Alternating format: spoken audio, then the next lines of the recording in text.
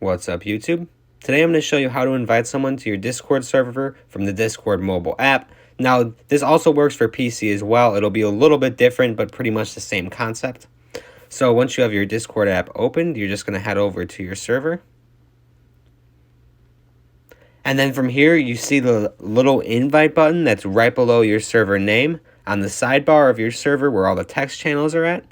And then from there, you could just click on the invite, and you could invite your individual Discord friends if you'd like, or you could just copy the link at the top, and then you could just paste it in wherever you want, and people will be able to join your Discord server from that link. I'm just going to paste it in to show you what it looks like. Discord makes the link super short, so it's pretty easy to remember, and it is nice and quick to send for people to easily join your Discord server. If you were confused or had any questions about this, please comment them down below and I will get back to you as soon as possible. Otherwise, don't forget to subscribe and also read the description because there's very important information. You won't want to miss it. Thanks for watching.